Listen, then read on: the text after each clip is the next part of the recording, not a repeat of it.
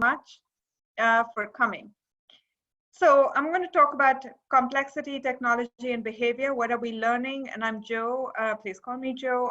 I head the Independent Evaluation Unit at the Green Climate Fund, and really pleased to have all of you here. We have more than, I think, 70 participants as of now.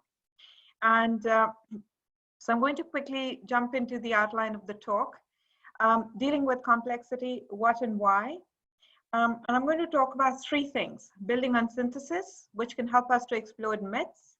Second, yes, we can. Technology can help us. Third, the last mile, behavior matters. Yeah, so there are three things: synthesis, technology, and behavior. And then I'm going to conclude. How is evaluation practice changing? So complexity, the what and the why. Yeah. So for many of you, and I think admittedly for me as well, complexity remains a fairly complex topic, in that depending on which part of the elephant you're touching, there's going to be different definitions of it. One of the most important comprehensive definitions that I have found was in a 1991 paper, which basically talked about 3 dimensions of complexity that have helped to get me a really good understanding of what are the key issues that we want to think about when we think about complexity. Again, this is a map of Manhattan that I love to show when I talk about complexity, which is to say that for many people who are coming from outside of New York, the subway in Manhattan, sorry, not the map of Manhattan, but the subway map of Manhattan. For many people from outside of New York, the subway map of Manhattan can look complicated, but it's not complex. Once you've figured it out, you know how to go from place A to place B. That's the difference between complexity and complicated. The 3 ideas of complexity that I want to run by you today are: 1, it has heterogeneous systems and agents. Heterogeneous means different. So it has disparately different systems and agents. So for example, in climate and the institution that I basically sit in, we have biophysical systems interacting with climatic systems interacting with human systems and anthropocentric systems. This means that there is a heterogeneity in just the systems that are interacting. So that's 1. Second, there's a network effect. That is, there is interaction. This is important because it means that the predictability or the models that you might build in for understanding just one system don't apply anymore. And the classic example of basically what is used to illustrate a network are ant colonies. Ant colonies have different roles, different ants have different roles, but the whole is definitely greater than the sum of the parts. And this is the idea of emergence. Emergence basically saying in a very simple way that because systems are heterogeneous, because agents are heterogeneous, because systems do network and interact with each other, this leads to emergence, which then gives us this idea that unfortunately Dan Rumsfeld made pretty popular for all of us, was actually first provided as an idea to all of us by D.H. Lawrence in one of his very famous books. And this is the idea of unknown unknowns. So the fact is that in complex systems, one of the things that we have to deal with is the fact that there are unknown unknowns. We don't know the things we don't know. COVID is one example. We don't know what we don't know. And this is what throws up challenges then for evaluations. How do we do it well? How do we do it rigorously and credibly? So that's what I want to think about as we go into this space today, dealing with the unknowns. And I want to talk about 3 things: knowing what we know, and innovations in this, and essentially leveraging, I think, what we already know and how we can leverage that and synthesize it. And because this is really an important part of what evaluations must do. They must acknowledge what is already known and then look at disruptions and how changes have occurred compared to the systems that we already know a lot about. But really synthesizing that is really key for us. Second is dealing with uncertainty. Yeah. So, and this is the idea that, look, we don't know what we don't know, but clearly we need to understand as to how we can deal with it. And one of the tools that we do have today, and we are privileged to deal with, is technology. And then the third thing that we have to deal with is incomplete information. There used to be a paradigm within which we used to work, which used to essentially say that, look, human beings and agents within systems have a lot of information or have perfect information. The world has moved in huge ways in understanding and acknowledging that, look, we have incomplete information. And this is especially important for intentional beings, such as human beings. So diagnosing human behavior and moving an understanding of human behavior from a space which was predominantly ruled by rationality to now asymmetric information, to half information or information that we have or spaces that we as human beings know very little about, and then thinking about human behavior. So those three things. So I'm going to first talk about innovations in evidence production, and I'm going to contend that innovations in evidence production, especially of the kinds that we are seeing today, can help to build stronger and can make our evaluation practice much stronger. Yeah. So there are three myths that I feel can help to illustrate this. The first myth, examples of myths that I think where we can look at where innovations in evaluation practice as well as in evidence production have helped us to go forward is this idea that, look, when a crisis occurs, basically all previous learning is out of the window. Or it's so disruptive that we just don't know what to do. This has been, for a long time, this was basically the held belief in the humanitarian space. This is changing. A very nice synthesis review of looking at, well, you know, humanitarian agencies, and now, of course, arguably the entire world is in a humanitarian crisis, and so I felt it was really pertinent that we think about this together. In humanitarian crisis, it was examined, and many humanitarian agencies would think about, well, what works and how do we know?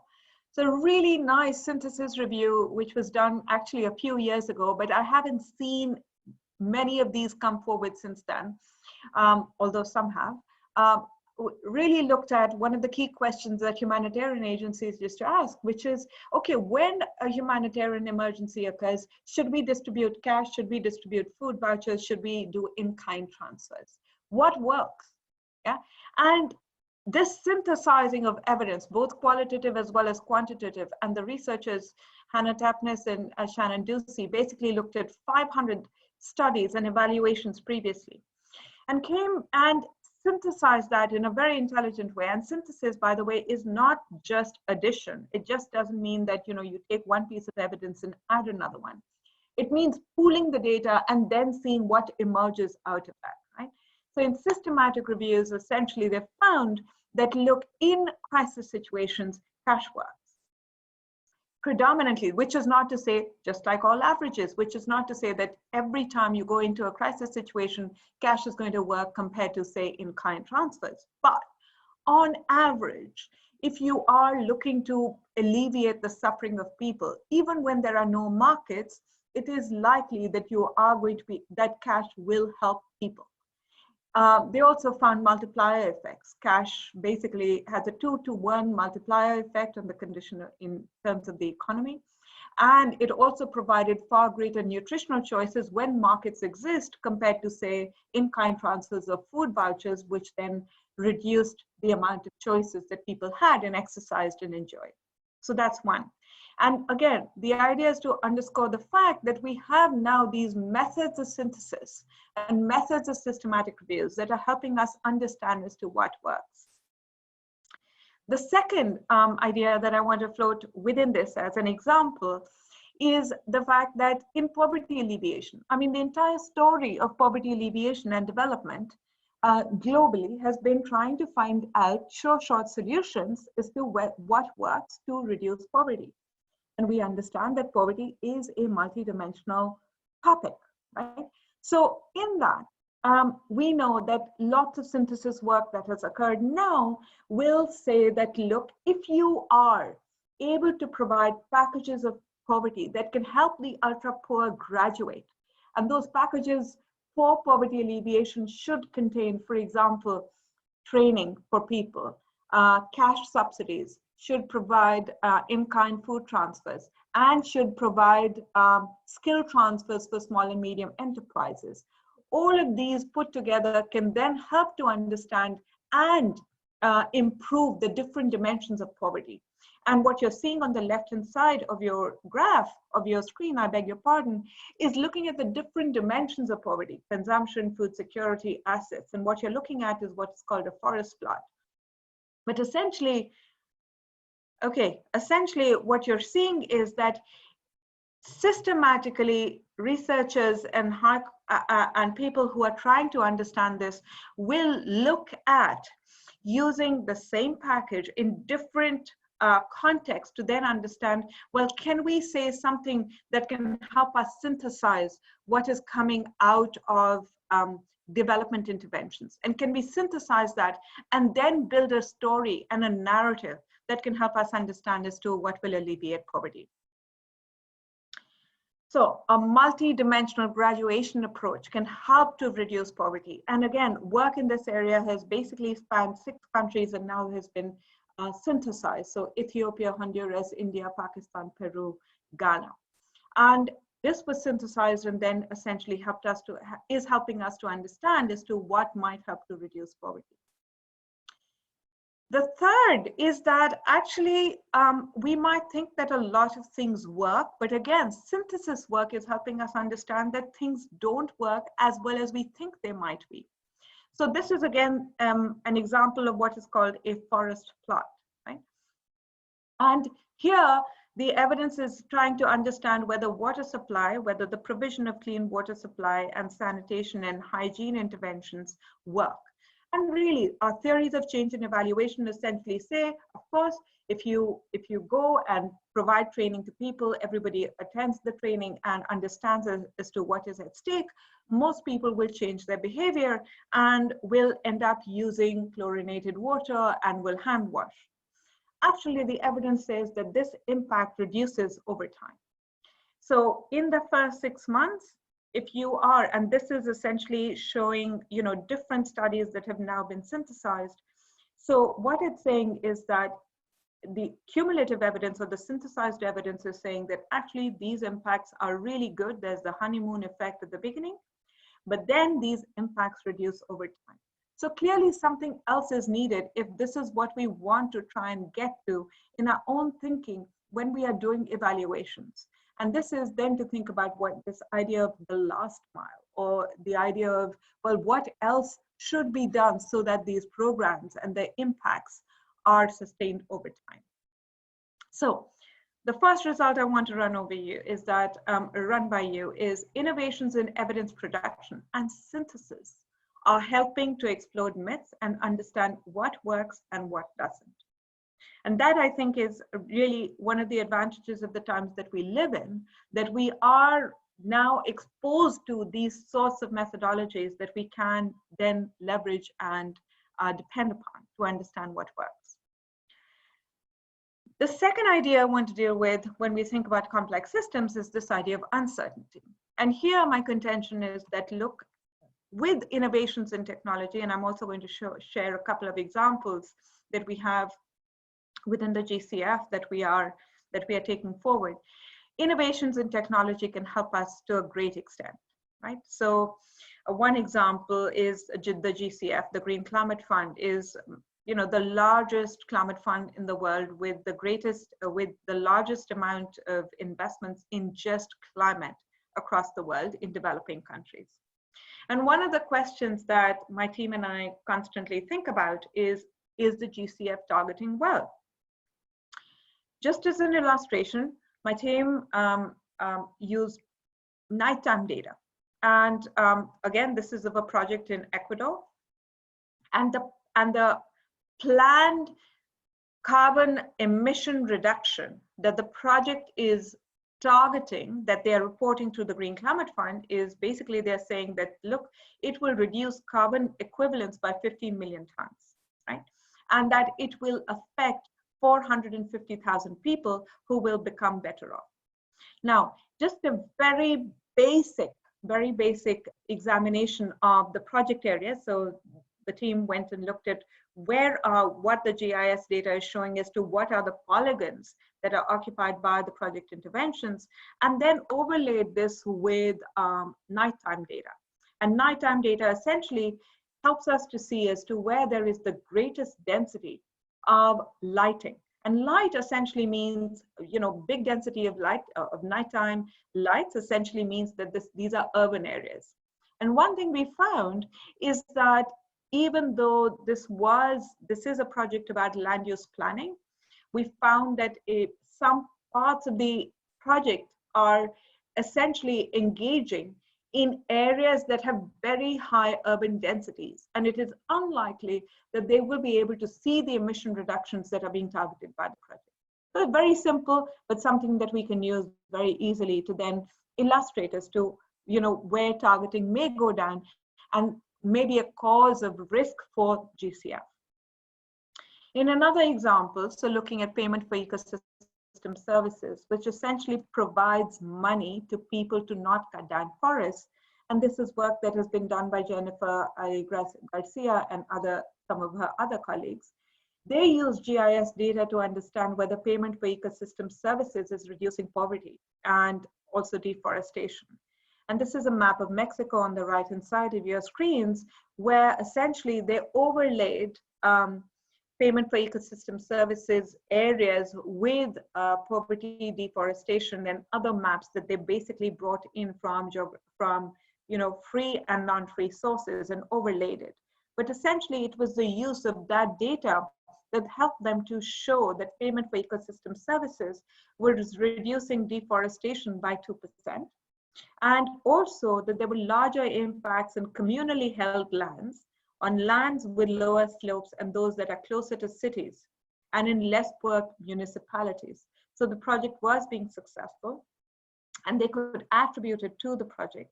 But also that wealth gains were not significant for people. So again, one of the concerns in this program was that wealth gains would occur to people that are pretty well off. And that's not happening. So they were able to alleviate some of those concerns. Overall, what I want to basically present in this part of the discussion is this idea that, look, we've got now a lot of innovation that's going on in technology, whether with understanding project locations, and this is something that the World Bank is doing, for example, in looking at malaria locations and where there is high likelihood of malaria. This is immunization. So this baby has a little necklace around his neck, and that's wearable data. And you can basically use that data, well, definitely to understand the immunization records of the baby, but now, of course, in contact tracing. And what I forgot to basically put into this presentation is that I have my cell phone. I'm currently in quarantine, and my cell phone tracks my location and lets the government of Korea know as to where I am and what I'm doing with my time and my movements, so that if they ever wanted to contact trace, they could do that very easily. But whether you look at sanitation, and so these are plumb lines that you can drop to understand things that are very intimate to human beings. Did you go to the loo or not? Did you go to and use a latrine or not? How much are you saving? So income data, anthropometric measures. All of these wearable data and rapid data are things that we are exploring ourselves. The big point that I want to basically present here is this idea that, look, the world, this is a brave new world. In very different studies, one wonderful study that came out recently looks at social media data and then uses very rigorous methods to then show how celebrities can influence behavior change.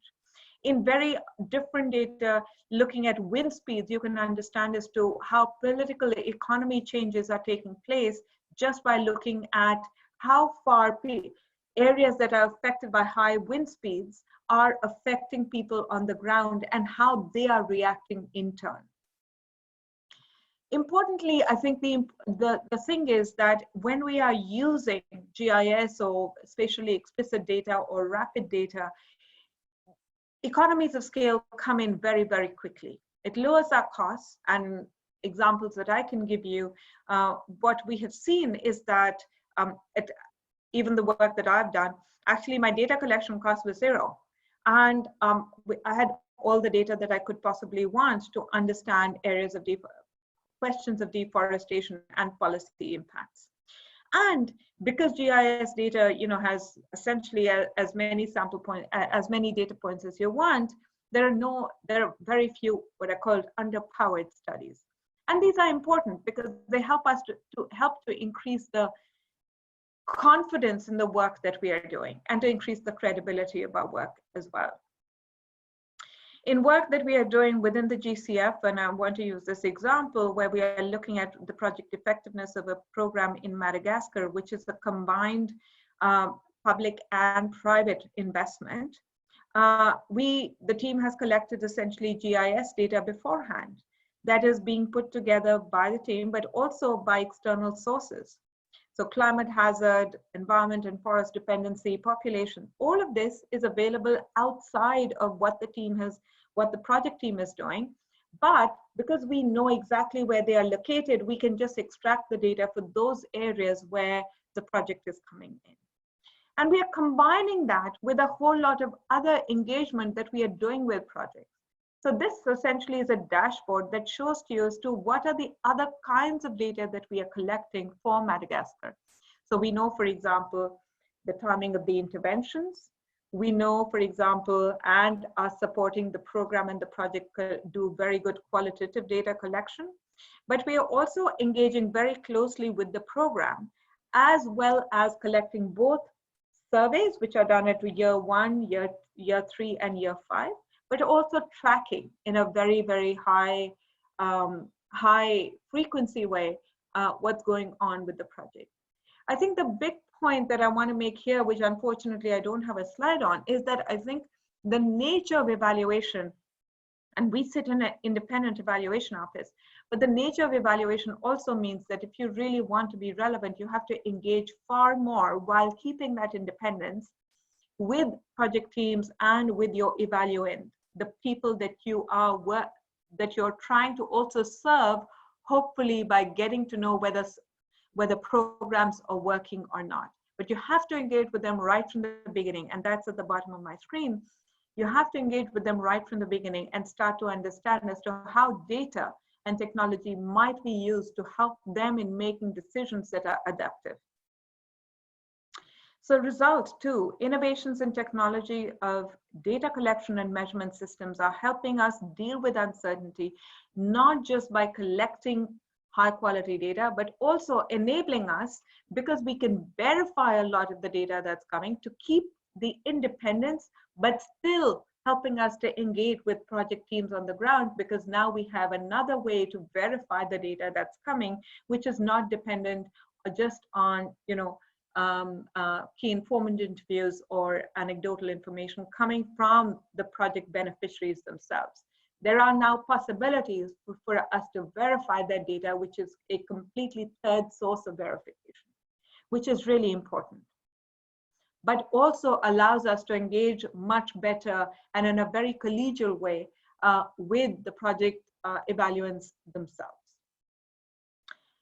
The third idea I want to run by you is this idea of delivering the last mile. One of the key things that I think we are discovering while sitting at the GCF is that, science is clearly not enough. Whether you look at obesity, whether you look at drug use, whether you look at alcohol abuse or smoking, we know that it's not just science that is going to change policy or change strategy, but not just that, it's not just science that is going to change behavior of people. So a lot of the theories of change that we have looked at, and I can talk about the 127 projects that we have looked at or investments that the GCF has made. And we found that this idea that as long as agencies are able to go into the field and to train people, then that we will witness behavior change on the ground is antiquated. That it's a very, very different world, and we have to start considering that just providing training, increasing awareness, and providing knowledge is not going to change the behavior of people. And we have to then start to think about behavior change. This is the last mile problem. The mile which is between the supply of the intervention or supply of the project, which is what agencies can best control, and the behavior change of the end beneficiaries, which are clearly the things that we think in our theories of change are basically going to come about. But the point is that we know that gap is really important for us to essentially cover. And this, I think we are helped by a lot of the new advances that are occurring in behavioral science. And this is sort of understanding the cognitive, the rational versus the contextual or the behavioral part of our brains. This is the introduction of the idea of a choice architecture into our thinking as evaluators. Understanding that decisions by people in the last mile are influenced by how choices are presented. So we like to think that everybody is extremely rational, and that once information is provided, yes, you should sanitize your water, yes, you should wash your hands, people will do them because people are rational, that they are Spock-like. But we are not. We are like the Homer Simpsons of the world. We are lazy, we want to do whatever is easiest, and we want to do basically what is instinctive. And this is the problem of, the type 1 versus, the type 1 thinking versus type 2 thinking, or as Richard Thaler essentially said, that if we are thinking fast, thinking slow, we want to take the one part of the brain and essentially transition it to the other side of the brain, where people are far more intentional about some of the choices that they are making. These are Richard Thaler and Kahneman, and basically these are the Nobel Prize winners in this space of behavioral insights and behavioral science, which also goes to indicate that a lot of this science is quite robust and is being used, notwithstanding, of course, how it's been exploited in the UK, and I'm very happy to have a discussion about that, although hopefully not during this session. But essentially this idea that, look, it really is important as to how you frame messages, how you deliver them, what you think is the default, how you highlight messages, which is really going to make the big difference between whether interventions being unsuccessful and successful.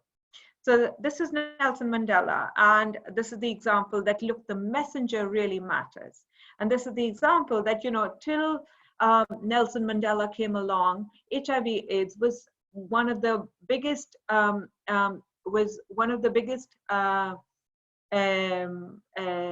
curses, even socially, in South Africa, in that people essentially shunned and made pariahs out of people who were affected. Nelson Mandela came along and wore these T-shirts which said HIV positive, or which said, I'm with you. And it changed the message. It made people realize that it was okay to, hang out with people who are HIV positive. And no amount of medical science could have come forward to tell you that it's absolutely fine, but it's just having that messenger, someone who people trust and who people have trusted in the past, who can deliver that message, then changes essentially the framework within which we are working. And that essentially was covering the last mile. Another example of this is ART, so artemisinin therapy. I beg your pardon, ACT. So essentially, that earlier medicines that used to be taken that was a big challenge in adherence. If you have 8 pills that you have to take during a day, and you have to take 2 pills every 3 hours during the day, the adherence that you're going to show towards this treatment is going to be extremely low. And this is what a lot of medical researchers and humanitarian researchers on the ground have found. If, on the other hand, you change this to 2 pills, 1 in the morning, 1 at night, it's the same pill, but you change this, you're going to find that adherence is just much better and higher. And this is the idea of changing the default. The default is not having to take 8 pills during the day, but just taking 2 pills, which is then going to change how you adhere to an intervention where you're going to become better off if you take all 8. Adherence is just very low. Third example is that of ready-to-use therapeutic foods. Everyone knows, and everybody knows that, you know, that especially in impoverished locations, that there has to be provision of high micronutrient food for children. But you can keep telling mothers that, look, they need to mix, you know, one food with the other, and keep providing grains. Except those things don't work. And then RUTF, or ready to use therapeutic foods, have provided that default where children sitting anywhere, and this can be transported over long distances, can essentially then just suck into a packet which also delivers therapeutic food for micronutrient-rich food for children, increases nutrition, and prevents both severe acute malnutrition as well as moderate acute malnutrition. So changing the default rather than making it difficult for mothers to essentially cobble all of these foods together, even if they are provided their macronutrients separately, changing the default has really been one of the most successful interventions to reduce SAM and MAM, severe acute malnutrition and moderate acute malnutrition. Another that is very well known in energy or in climate change is really this idea of norm and comparing energy consumption with neighbors. So, you know, even in my city, my electricity bill actually comes with a comparison against everyone else's. And so you know as to how well you're doing compared to others. But this was tested and examined in very different situations to then understand as to whether it matters. And it is true that, you know, human beings tend to really adhere to norms that have been set by their peers. So if you know that there are others in your community or in your neighborhood that are consuming far less energy than you are, you're likely to change your own energy consumption. So having a norm can change behavior. And no amount of telling people, you know, use less water to shower and use less energy is going to do that. But once you set a norm, it changes behavior. Similarly for salience, so this is essentially an idea that we all know that we should have more fruit, fewer donuts. But if you put, instead of putting donuts at the checkout counter, if you put, you know, fruit at the checkout counter, it's far less likely that you're going to go and reach out for a donut if your fruit is nearby. Atul Gawande gave us this idea of salience, a checklist. So essentially what is important, to point out what is important. And let me just add that this behavioral insights is not just important because we as evaluators can then understand as to how we can do better as we think about project delivery and implementation, but also in project design. In fact, I can refer all of you to very nice papers that look at how behavioral insights are changing project design, diagnosis, implementation, as well as results.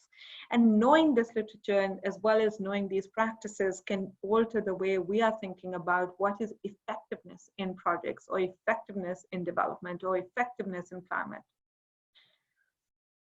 The last example that I want to give here is essentially this idea of reminding the brain, and again highlighting that it's not just knowledge and information that is sufficient. And this is the example, and one that I've used before, so forgive me for those who have seen this example before, but germ theory or epidemiology of germs is pretty well known to doctors. So they don't need to be trained, and they shouldn't have to be told that it is good to wash hands. Except in an earlier study, it was found that, you know, doctors just didn't wash hands. And this led to fairly high mortality rates. Yeah. So researchers at the London School of Hygiene and, Imperial College London and University of Miami came together to say, okay, well, let's try and figure out as to how we can make it easier for doctors to sanitize their hands. So they ended up installing hand sanitizers in front of surgery rooms. This did increase sanitizing behavior, but not by as much as doctors would have liked, and even patients would have liked. So they tried a few other things, and this then, you know, refers to this idea of using the irrational part of our brain to then go into spaces that can help to really propel behavior that is socially as well as privately beneficial, both privately as well as socially beneficial, right? So these researchers then experimented with this idea that, look, when people know that someone is watching you, they are far more likely to behave in ways that is expected of them. So they put pictures of men's eyes on top of these sanitizers. They also put women's eyes on top of these sanitizers. And then they did the third thing. They basically sprayed lemon scent in front of these surgery rooms. And essentially the idea is that lemon scent, so was the idea that, look, lemon is associated with antiseptic behavior. So they then tried to understand as to which one was more effective. And again, I think I sort of gave away some of the results that you could anticipate. But you know, women looking at you was far more effective. So this is in the control. That is, just put the sanitizer and then try and understand whether doctors are increasing their sanitizing behavior. Then compare putting women's eyes essentially there. So this is the 21.6. Essentially over the 15, putting women's eyes photographs is increasing your sanitizing behavior by 6.6%, 21.6 over 15, right? Putting men's eyes is essentially increasing your sanitizing behavior by 18%, 33 minus 15. But if you spray lemon scent essentially in front of surgery rooms, what you find is that behavior improves by an order of magnitude, sanitizing behavior. And this is because the rapid part of our brains essentially smells the lemon scent and associates it with antiseptics and thinks of cleanliness, which makes us then sanitize our hands far more than one would if we just had a hand sanitizer in front of the surgery room. So, result 3, innovations in understanding behavior are helping us deliver the last mile better. I'm going to then go into, knowing these 3 ideas, that we have now innovations in synthesis as well as production of evidence. That was the first result. We also have innovations in technology. And the third is that we have innovations in understanding human behavior. All 3 of which are really helping us understand the unknown parts of what complexity theory is putting up for us, and especially the uncertainty that is being generated in the situations and the paradigms that we occupy now. So, how is practice changing? What I want to present to you then in the concluding part of my talk is to say that, look, we've got to start building better. Build better in the beginning, which means that basically for complex systems, which is essentially every system that we all occupy, we've got to do 3 things. We've got to build evidence systems, and evidence systems is a combination of measurement, data, and evidence synthesis. Yeah?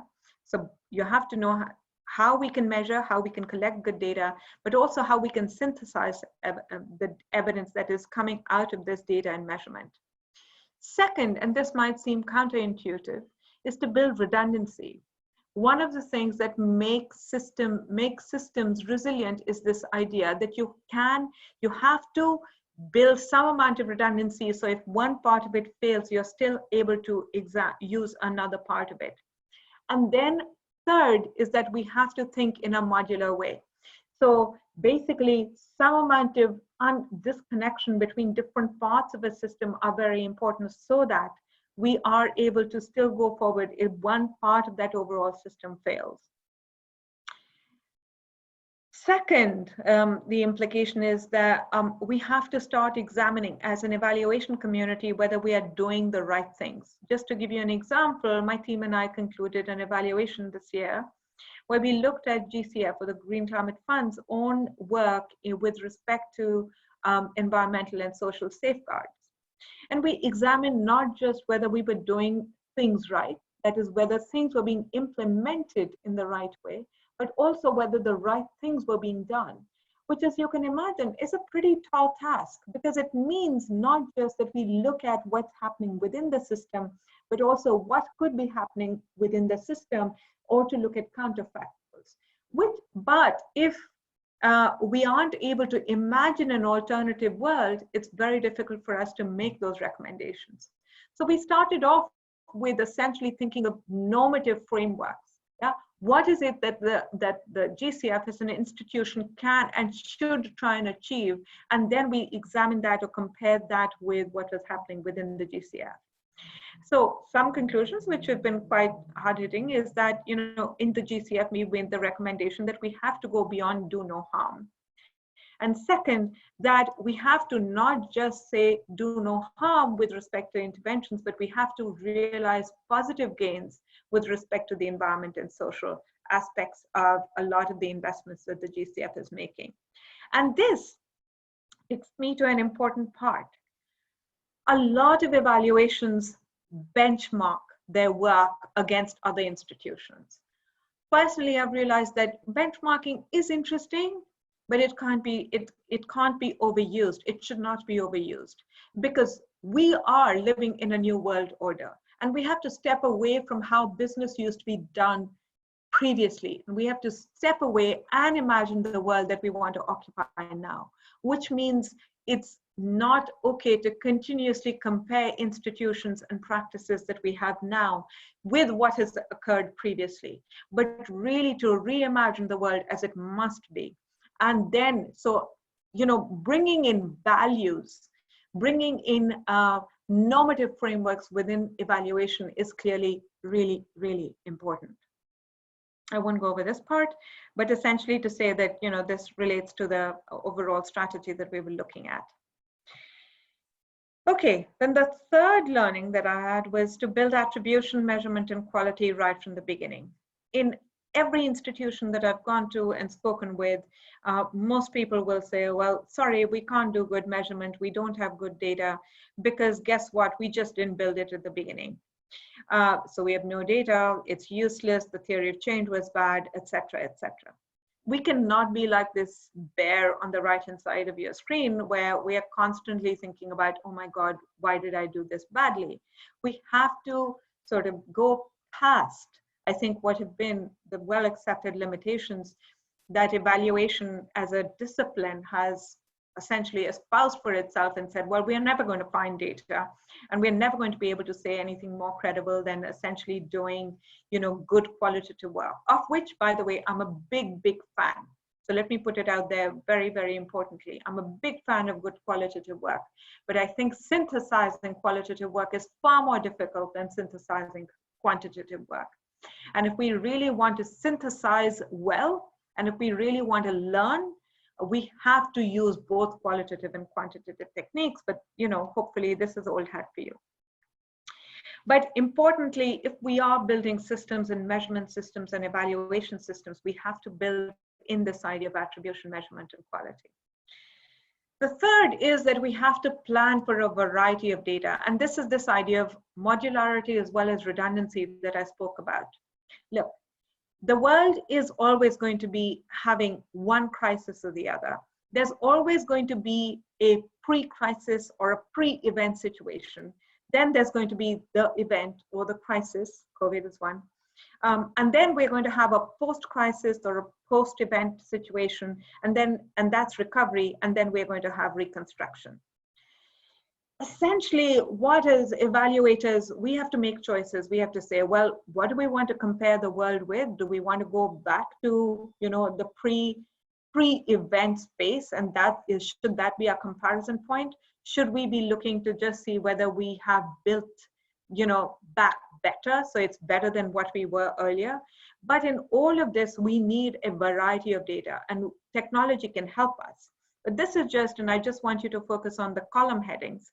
Essentially, we can think about, looking at affected and targeted areas within our own institutions and saying, okay, what data can we collect for those? We can also look at affected but not targeted areas by our institutions and say, look, do we have data for those? And frankly, with GIS data, with rapid data, we have the possibility today. And then we can also, if we have the luxury, we can look at unaffected areas and see whether we can get data for that. But all of this, and this is the idea of redundancy as well as duplication, can help us to understand impacts in very, very different ways and effectiveness of programs in different ways.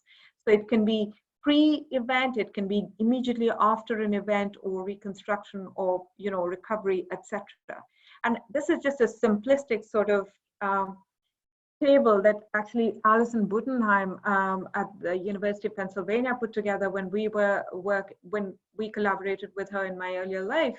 But I found it really useful to think about what kinds of data and at what times of data at what time should data be collected, whether quantitative or qualitative, so that we can understand programs and their effectiveness, as well as policies and their effectiveness. So building from the beginning, I think if we are setting up measurement systems, thinking about timescales, and it's sort of associated with the previous idea of thinking about when we are going to be collecting what kind of data and how, using technology, and also thinking about synthesis of evidence that we have been handed over till now, I think are key things that I'd like you to take away. Last two slides on conclusions. First set of conclusions. Innovation and evidence synthesis is helping us explode myths about things that work and things that don't work. Second, innovations in technology are helping us to measure better.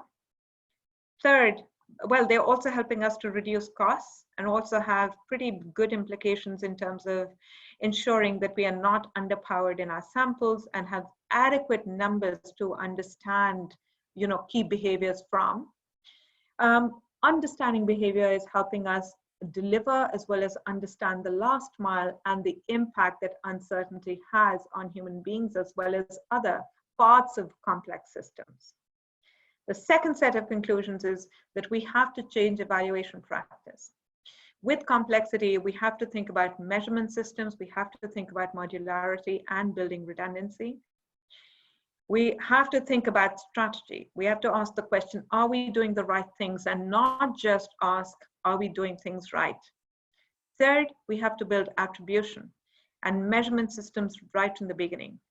And fourth, we have to build for a variety of data. And this idea of redundancy and modularity is really, really important, especially as we go into a completely new world order this year. Thank you. Thank you, Joe.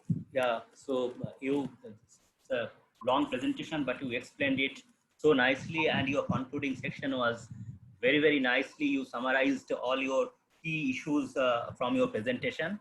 We already have very interesting comments and some questions in the chat box already there. But before I go to those questions and comments, let me also tell you that some of our participants already asked that if this presentation can be shared with the participants. So that from a few participants already asked that question. And so let me go back to some of the questions that pretty long list of questions. So yeah. So so I think one question is here that somebody asked that in emergency, how we can prioritize areas of work for synthesizing innovative intervention. Something parties are in conflict which are in priority. So this kind of question is there. Also one question is that could you please tell us how to use the limited data during the emergency for analyzing. So, and definitely a lot of questions are there on human behavior and understanding human behavior. I think let me go to one of those questions here. I think it's a very nice comment here that we have to be careful when we conclude cash transfer works best in the crisis situation. This highly depends on the extent of the crisis and food production capacity and supply situation of that area. In the areas where there is limited food production and supply, food transfer perhaps is the best option. So someone commented on your one of your initial comments on Mythbuster, and then I think do you want to start with answering these questions, and then I can come back to the next set of questions on human behavior, Joe? Yeah, happy to do that. So I think on the first question, I'm sure, actually, how can we prioritize areas of work for synthesizing innovative intervention? I'm not sure I sort of get it all, but let me just try and explain what I was meaning. I don't think synthesizing evidence means that that evidence has been produced already, right? And you're synthesizing, and you do have to spend quite a bit of time trying to synthesize it. So just to give you a little bit of an example, we're in an emergency situation as of now. As you all know, we are all in an emergency situation. As evaluators, my team has to produce a very strong evaluation on adaptation. Is the GCF doing what it needs to do basically for adaptation, but also what else could it do? And so we are thinking this in very strategic ways. But one of the things that we have done already was to do a very nice synthesis of all of the high quality evidence in the adaptation area over the past 20 years. So we've looked at all high quality evidence, and this is not just through Google search. We've got a library scientist who works with us to understand, all of the key concerns that we have in terms of quality, and we set the criteria for what is considered high quality, and we've done that work already. Then to see a few things emerging for us from this synthesis work. The synthesis work essentially is showing to us that, and given that we are going to be quite limited in our abilities to, go to project areas basically for the rest of the year, we are really resorting to understanding what we already know in the resilience and the adaptation work that has been done in developing countries globally, to then understand as to how we can use that to understand what GCF's work is, what is GCF's work in this space. So I think the point that I'm making is that if you are building that tradition and that discipline of good synthesis work within your practice as evaluators, then that might seem redundant last year when we did it, but it's turning out to be just the perfect requirement in a world which is a COVID world, where we know that we are going to be unable to go to each one of the project areas that we'd like to go to, but which we are now using to understand as to whether the GCF is doing well by itself or not. So that's what I wanted to say in terms of synthesizing evidence. And we are using this to understand forestry innovations. We are using this to understand also private sector, what works in mitigation, what doesn't work, what works in results-based payments. All of these are essentially areas where we are consolidating and synthesizing previously found evidence so that we stand on the shoulders of giants as we go forward, so that we don't have to reinvent the wheel for the GCF, and we don't have to rediscover for the GCF what is already pretty well known in terms of what works. But we want to then take the discipline forward, take the practice forward, and say, this is what you can do additional to what we already know in this space. So I don't know whether that helps, Rajiv. Yeah. I think you explained it quite nicely.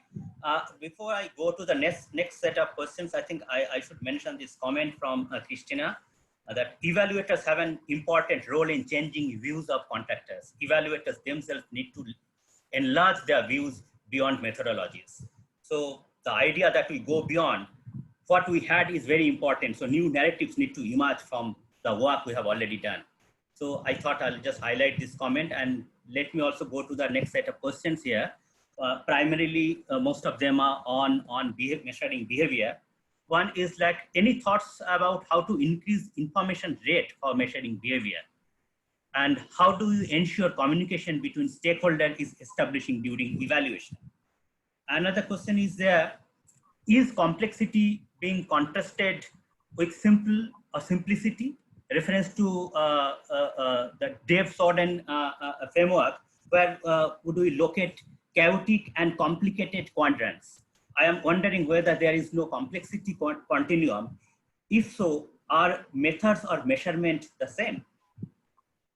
And another question, I think the last one, how can you bring in behavioral science in evaluations when the project design or intervention lacks the lens of behavior insights? I agree. That's a really good Yeah. question. Yeah. Okay, so let me take the first one. I'm sure, again, Josephine, I'm not sure I understand how to increase information rate for measuring behavior. You mean information on behavior? And if that is true, then actually one of the things that we use also, and you know, a Madagascar example was a good one, but I think what we are doing is to think about, you know, rapid data collection. And so in previous work that I've been involved in, so for example, sanitation and, you know, open defecation, which is a big problem in India. What we looked at was, well, you know, you can keep asking people, do you use a latrine? And people, you know, there's social desirability bias in people's responses. Everyone's going to say, yes, of course we do. But 500 million people in India basically openly defecate in the fields. And this is the problem of not changing behavior. Everybody knows they should be doing it. In fact, they'll give the right answers, but you know that at a level of the community, that just doesn't happen. The same thing happens for hand washing. The same thing happens for chlorinated water. The same thing happens for cook stoves, efficient cook stoves. There's a social desirability bias. So understanding that first is really important. But then understanding that, yes, you can have third, you know, other technologies that can help you to verify whether responses, at least at the community level, can be verified on the ground, are very important. So in the sanitation behavior, we use what are called plumb lines. And you know, there are experts who basically, these are sensors that are installed where you can verify both at a community, but also at an individual household level as to whether the responses that are coming from households are the true ones. Right? In efficient cook stoves, you know whether they are using them or not, because again, you can install sensors and rapid you can install wearable data as well. So for example, the baby's, you know, neck thing, you know whether the baby has been immunized 3 times or not, which is what is expected in the first 2 years. My example is, I know I should not be stepping out for the, you know, for these 14 days because I'm in self-isolation currently because I'm in South Korea. Everybody, we all as intelligent human beings know, but I know what is the method of verification. The government of Korea and the city authorities of Songdo know that if I was to step out, my phone would relate to them as to whether I'm stepping out or not, because this is my ankle bracelet. So I have my location services basically on. My point is that, look, we all know that there are certain behaviors that we have to espouse, but we don't espouse them for different reasons. And the entire, you know, literature in behavioral science will take you through all of that. But technology is our way of verifying whether we are just giving, you know, socially desirable responses about whether we're using insurance or not. You go and speak to developing country farmers. Everybody will say, oh yeah, we'd like to use insurance. A lot of surveys will tell you that. You actually go and give insurance to developing country farmers, and I've done reviews of this, will actually show you that uptake amongst farmers of insurance is devastatingly low, less than 20%.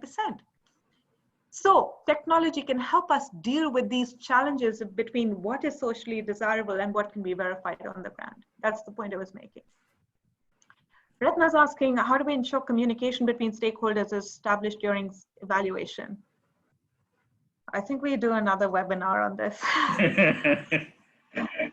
Yeah, I mean, clearly this is important, but there are so many types of stakeholders and so many types of beneficiaries. And I think, again, this is something that's very close to my heart. I think it's really, really important to train evaluators. We think people can just come and be evaluators if they've just done project design or implementation. Evaluation is a very separate discipline that you have to be extremely well trained in. So if during an evaluation you don't have techniques for, you know, triangulating, or you don't know how to develop theories of change, and if you don't know how to do, you know, certain whatever be your methodological discipline or your data collection discipline, if you're not well trained in some aspect of it, I think it's a pretty big challenge. It's a very different hobby horse of mine, and I'm happy to discuss it at a different point, but I think I'm probably going to punt that question for now because it's really a big topic. Yeah. Is complexity being contrasted with simple and simplicity, etc.? And should we locate chaotic and complicated quadrants? Complexity continue. Okay, no. Complexity is not being contrasted with simple or simplicity. Complexity is, so just to explain, we try to understand as to how, and there will be a paper that's coming out that, you know, my co-authors and I are working on, is that in a first paper, so you can go to the IU website and actually take a look at it. We looked at a whole range of GCF projects, and we said, okay, can we try and understand whether these are highly complex, medium complex, and no complex, right? And then could we try and understand whether highly complex programs and low complexity programs would have different evaluation techniques. So we were able to create what's called a rubric of complexity, and I'm happy to share with you a reference to that paper as well. I invite you to take a look at it. But we are now publishing a sequel to that paper where we essentially look at the rubric. So it was 10 criteria that we looked at. You know, how many sectors, what kind of types of stakeholders, just basic simple proxies that we could use to understand the complexity of these programs that would help us to understand as to whether evaluation techniques themselves should change because programs are highly complex or not complex. And I think that's what I want. I mean, I didn't have the time today to go over what is clearly a huge topic, but I'd really invite you to come and perhaps engage separately with me on, if you're really interested in the space, and perhaps we could use you as a reviewer as well on one of our papers. And then Luna, your question was, how can you bring behavioral science into evaluations when the project design interventions lacks the lens of behavioral insight? Excellent question.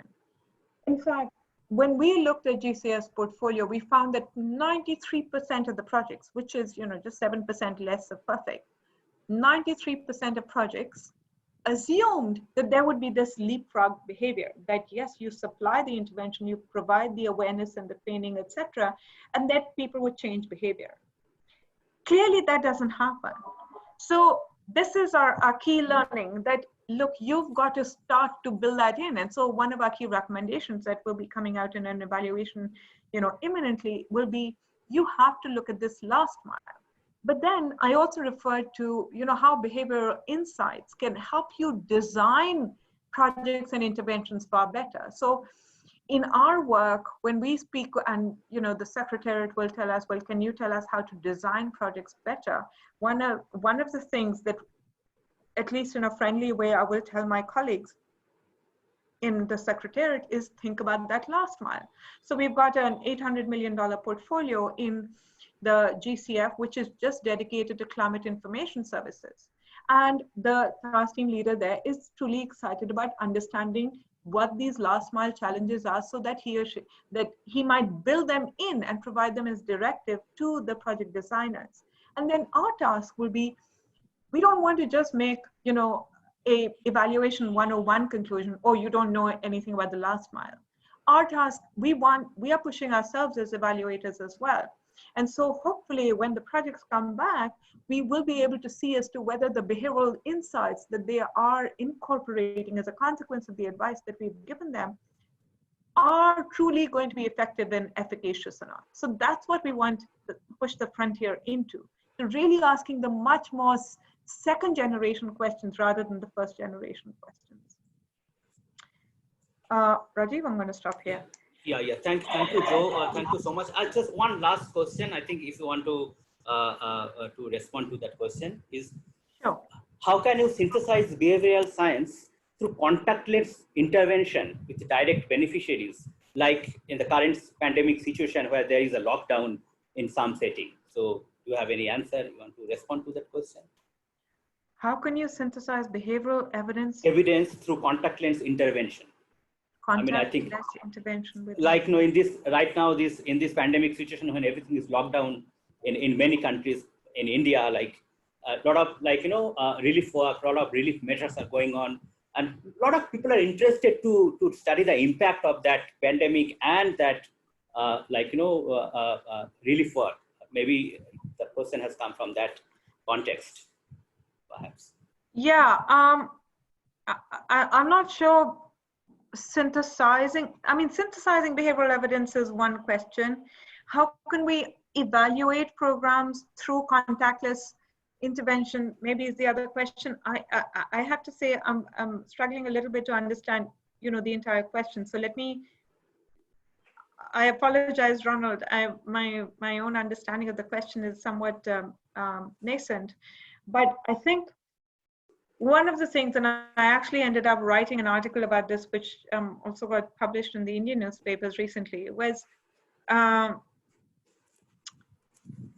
we forget, as a race, we forget that, look, crises have come and gone. We have dealt with them. We have tried to understand as to what works in crisis and what does not previously as well. It's just that this time, because it's global, everybody seems to be in a state of shock. But the humanitarian world and the disaster risk reduction world has dealt with these sorts of issues before.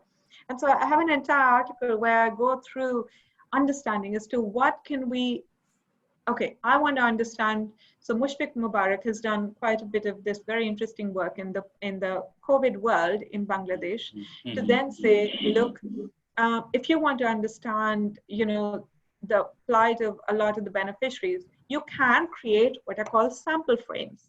Sample frames essentially mean that you have to know the population that you're targeting, but you can create, rosters of telephone numbers and you can call them on the phone. But there are some rules. These are very different from going and doing, one-on-one surveys, which take 2 hours and which is like an LSMS. It's a phone survey. You have to be 30 minutes or less. At a maximum, take 20 minutes to do a phone survey. Be very precise about your questions and be very sensitive that people are spending their time on their phones talking to you. So there are some do's and don'ts as well. And there's a very, very nice, separate piece of work I can refer you to that tell you about how to do these through using phone surveys. And again, I can perhaps as part of the overall mailing list, I can send you all these resources as well. Sure. Thank you so much for your comment on it. Definitely, it's very useful and the references. Great. So I think we can stop here perhaps. But before we close the session formally, just let me tell you that this webinar was part of Eval for Action Decade campaign. And this campaign is basically for seeking to promote widespread recognition on evaluation being critical and a key accelerator for achieving the global goals. It will mobilize commitments by different stakeholders, parliaments, governments, evaluation associations to invest in stronger evaluation systems to inform public policies, ensuring no one is left behind. And United Nations Population Fund and the Eval Youth are the co-leaders of this campaign. So that I just wanted to tell, because we had a presentation, not short, like one slide on this, but we couldn't do that for that nasty disruption in the beginning. So great. So now may I request someone from the organizers to deliver the closing remarks? I think Erika was supposed to give a 2-minute closing remarks on this webinar. Erika, are you there? Yes, yes, I'm here. Thank you so much, Ms. Great. Sir Ranjit. So, on behalf of the Asia Pacific Evaluation Association, my name is Erika Lareza, and I work as the Secretariat of APEA. So, I would like to quickly part on what my takeaway from this webinar. So, as an evaluation community, we need to improve and innovate our practice, whether it's an improvement of measurement systems, being more modular, being strategic, building attribution and build high quality synthesis, or being redundant to have more rigor in our data. We all need to remember that change is the only thing constant in the world. Change will always happen. Unfortunately, there will always be a crisis, whether it's on a global level or in some other corner of the globe. As the evaluation community, we need to learn how to adapt, to be innovative in conducting evaluations. And at the end of the day, always ask ourselves if we are doing the right things and if we are doing it right. So yeah, we would like to, I would like to express our thanks to Ms. Jo from global from Green Climate Fund, and of course for Sir Ranjip for moderating this event. So thank you so much. I think SLEvA will also have a few words before the end of the remarks of the end of the webinar. Thank you so much. Thank you. Thank you. Thank you, Erica. Oh, our next webinar.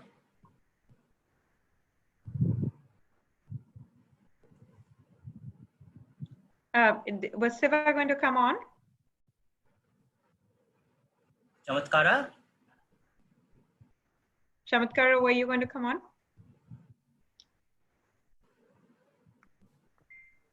Yes, on behalf of SLEvA, yes, there's a disaster, but we could manage it, and I appreciate Joe for the quick preparation, and Joe's team for the quick preparation for the starting it again, and also all the participants after the issue for logged in, but I know we couldn't get some participants because we had to lock the room. Yeah. Yes, we had to lock the room because it was not sure again. Something was happening. So I thank you all and Erica for the closing remarks. And I just want to mention Mr. Sivanand Soti, he was prepared to give the welcome remarks, but he couldn't do it because of the issue happened in the beginning. So I thank you all and thank all the participants, and we will share the webinar recording with all of you, all the registered participants also. Thank you very much. Thank you. Thank you, everyone. I really appreciated this,